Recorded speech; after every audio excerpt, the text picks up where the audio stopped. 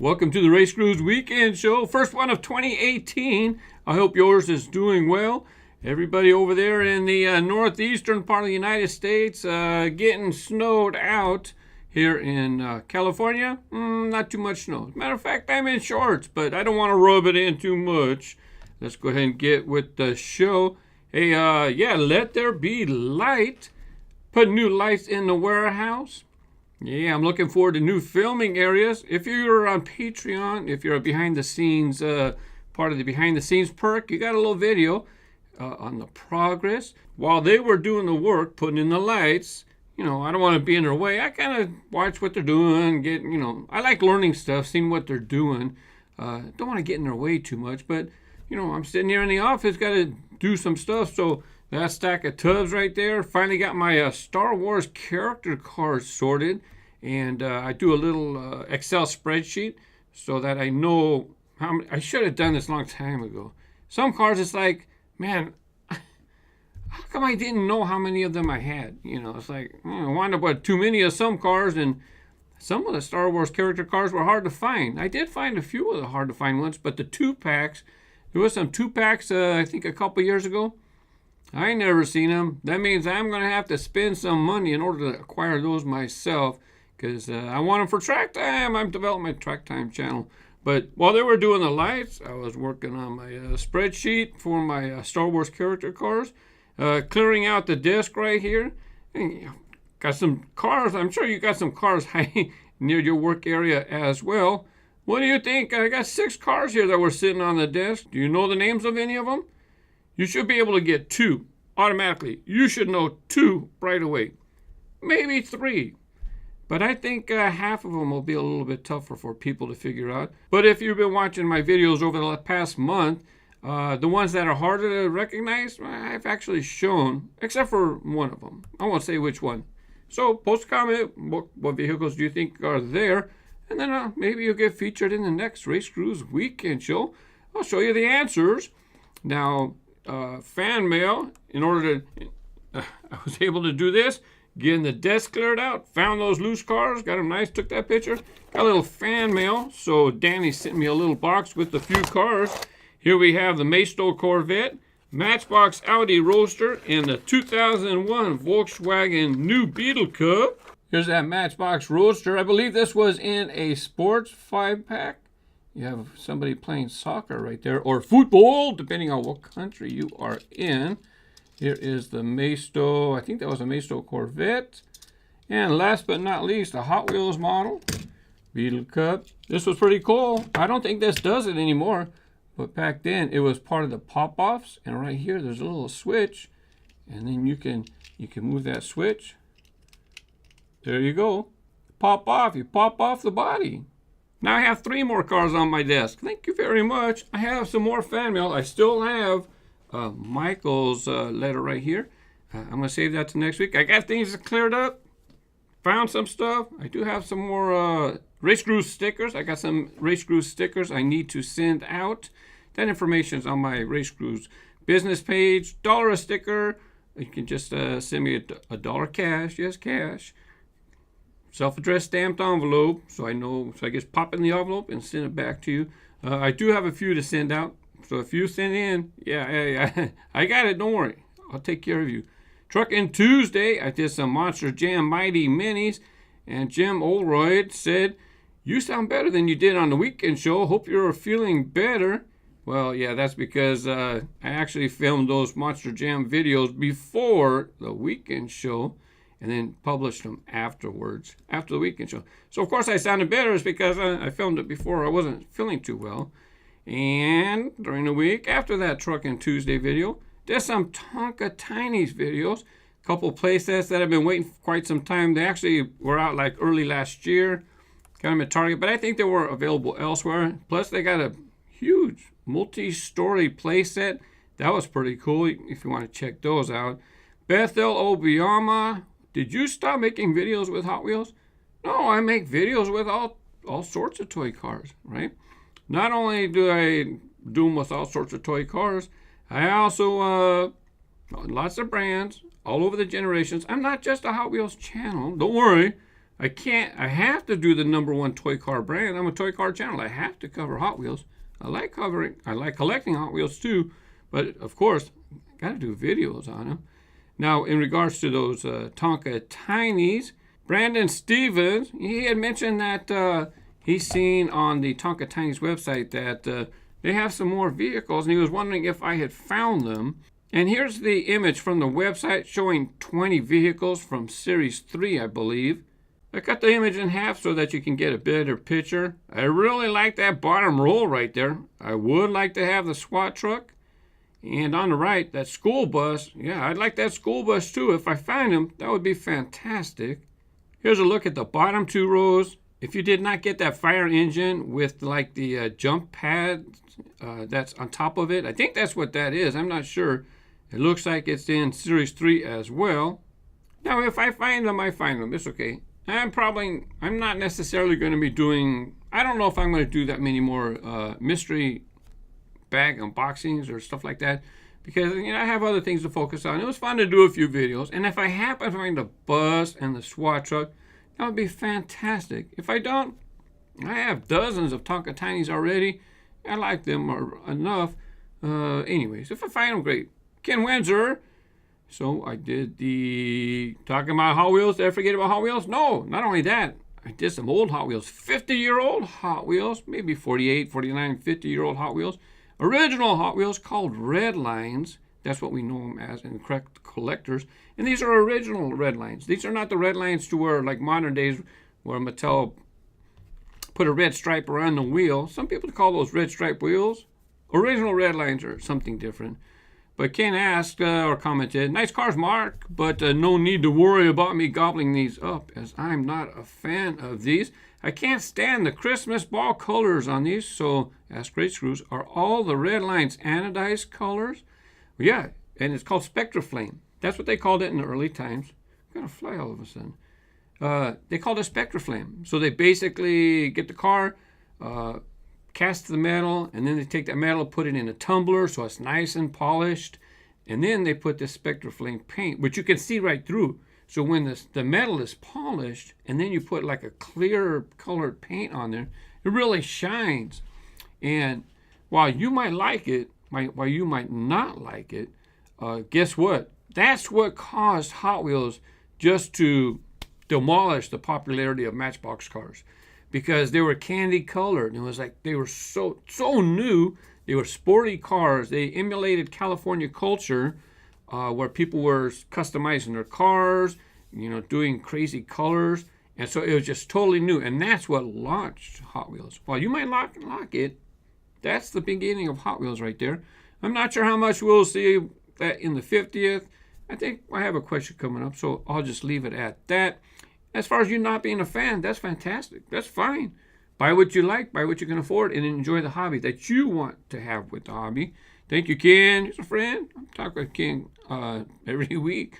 Rainbow Dash asked RaceGrooves, "What do you think of the original Hot Wheels Diora?" Yeah, I think it's very. I remember the Diora because we would lose the surfboards, right? And if you're a modern collector and you have the Diora 2 and that used to have surfboards, you probably lose those surfboards too. Yeah, I love the Diora, the original Diora, the one I showed in the videos. Actually, my son's, I bought it for him at the convention. So now that I did my video, now I gave it back to him. Now he has it on display, and Amanda has her custom Volkswagen on display. And those two were shown in that video if you missed it. That link is in the description down below, as with anything else I mentioned. And Mr. HW1968, it's fun that you collect all these cool toys, but at the same time, it's a shame that you have all your cars packed away in a warehouse. In my opinion, it's much more fun having them displayed in your house. I'm sure you're seeing WTFFOR and Poochman. I like how they display and enjoy their collections. I'm not criticizing, just stating my opinion. It's like you said yourself, collect what you like. Exactly. And not only that, sometimes the reason I have stuff in boxes is because maybe I have them in boxes because I need to keep them organized because I have plans for videos. And my house is small. I live in a house that's, I think, only like 1,100 square feet. And there's 4 of us. So there's not a whole lot of room. We got to share the whole house. So they're not. And yes, I have a room in the garage. But then what if I have a video I want to do, and then I have the dang car at home on display? You know, that holds off that makes me hold off on doing the video. So I got lighting in the warehouse. That's because I'm going to be making more filming area. That means this table right here where I usually do my unboxing is probably going to go over there. That means I'm probably going to be shifting this office right here. You'll probably be seeing changes. I would like to have some stuff on display here, but I got to take care of the business first. So yeah, you'll be seeing some stuff on display, and they'll be displayed here. Sandman66, when is track time coming back? Isaac, Happy New Year. When's your next track time? RC Speed, make another track time. And those changes that I talked about hopefully enable me to get more productive on track time. Not only am I going to have the track time channel, but I got to do the case unboxing track time videos. People want those too. All right, I'll be right back after this break. On the last weekend show, love that picture. I just wanted to see it again. On the last weekend show, it was basically, you know, Happy New Year and whatnot. I was a little under the weather, but let's go ahead and get to a few Ask RaceGrooves and a few comments that came up. Brandon Seam asked RaceGrooves, what was your favorite Monster Jam truck of 2017? And I picked out 4 that I liked.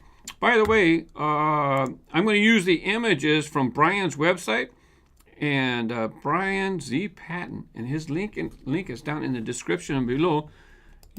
If you want Monster Jam information with anything, right, you search the internet for it, right? Hot Wheels, character cars, Marvel, boom, I get a list. Hot Wheels, character cars, Star Wars, I get a list, you know. And that, so if you're looking for lists and stuff like that, you know, search the Hot Wheels Monster Jam list. Boom, there's Brian's site. You can't miss it. So I'm going to borrow his pictures, and he says we can use them as long as we give him credit. And I'm going to give him credit because I've used his website a lot. And it might be the last year, 2018. Well, let's not bring up bad news. Anyways, my favorite trucks of the year. I really enjoyed collecting Backdraft. That was definitely one that I enjoyed collecting. Of course, you guys know I'm going to like Captain America. And he looked fantastic with this flag. Definitely my most favorite of the year would be, yeah, it'd be that one, Captain America. A couple notable mentions. Color treads. I thought that the color treads for higher education were perfect. Of course, I mean, how can you go, well, they can go wrong, but it was perfect putting yellow on them. And I love the Ice Cream Man truck. I like the first edition, the first model that came out with the black tires. If you have that one, that's still a nice collectible. But when they reissued it here with the solid red tires, it looked fantastic as well. If you follow me on Instagram, as a matter of fact, speaking of Ice Cream Man, I wasn't planning on doing this. But, you know, Ice Cream Man's already showing up. It's part of the 2018 line. And they have something new called Clear Crushers. And the tires are kind of clear. I'm not a big fan.